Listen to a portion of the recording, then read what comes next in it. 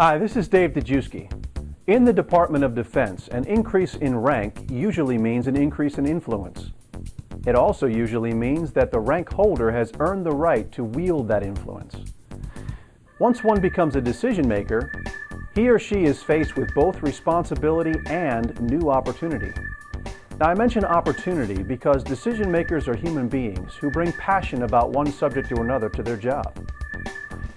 They've usually seen a lot along their career journey, and with each new increase in influence comes an opportunity to fix the things that they are most passionate about.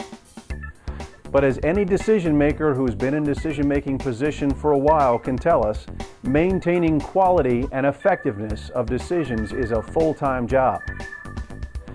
None of us can make decisions in a vacuum. We make every decision in the context of the system in which we operate.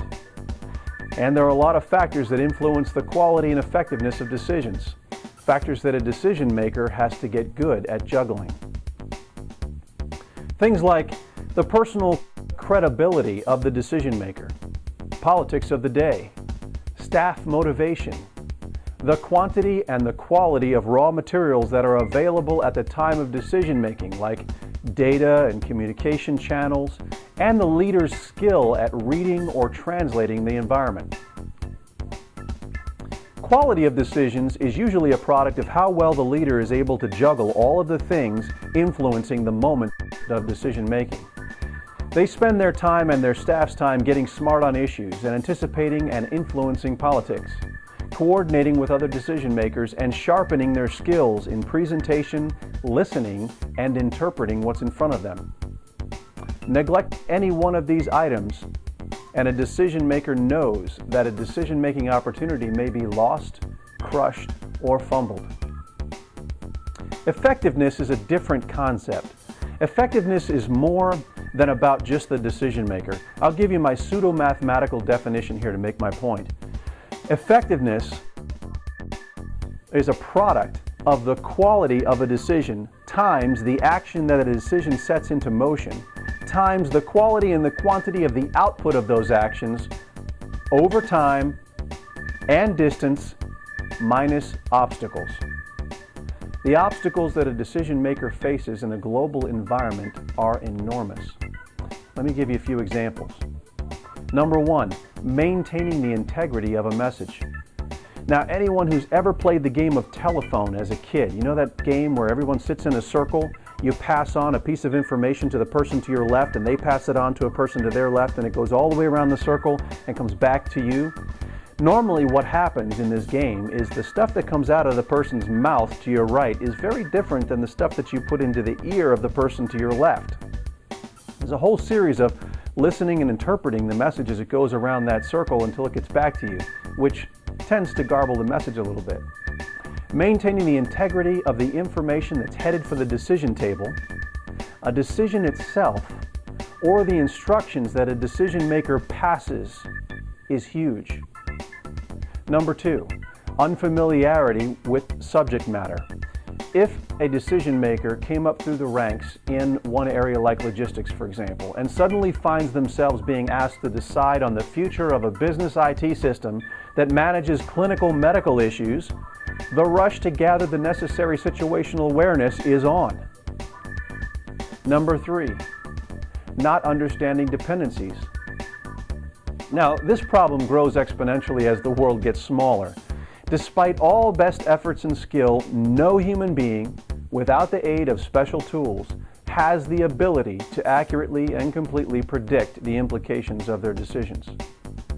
Now, real leaders are better than most at this, but still, the phenomenon of predicting how the dominoes will fall across the global platform is getting more and more difficult to predict or control. Complexity is simply a natural byproduct of our own growth. It's not going away. Number four, other decision makers.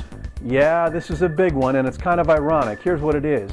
The best decision possible, when thrown up against good decisions made by 2, 3, or 10 other decision makers, can completely destroy a decision's effectiveness. Now, since I'm a Navy guy, consider the following example. You're the skipper. Your ship is headed for trouble. You don't have enough time to stop. your training tells you to issue rudder orders.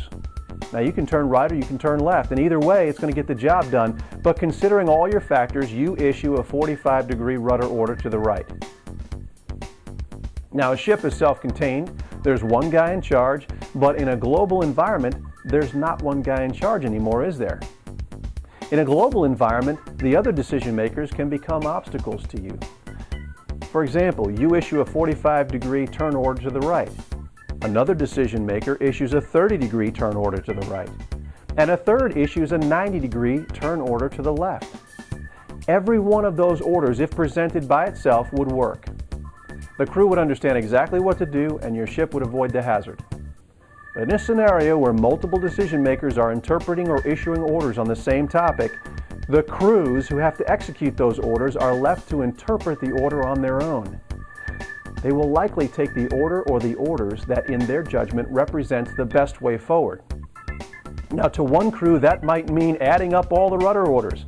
45 degrees to the right plus 30 degrees to the right minus 90 degrees to the left equals 15 degrees to the right. So the order goes out and the execution is 15 degrees to the right. And you end up ricocheting off the hazard to the right, taking major damage to the left side of your ship and wondering, how did people get your orders so wrong? The last example of an obstacle is what I call topping off. And I'm only calling it topping off because I can't think of what else to call it. But by topping off, I'm referring to a phenomenon of rank of influence again. Each rank carries an average amount of influence. Better leaders have a little more, learning leaders have a little less. But there's a general range for each rank. You might represent this range with a sphere of influence ring. The higher the rank, the larger the ring. But there's another phenomenon that decision makers know about. As a general rule, these spheres can only get so big.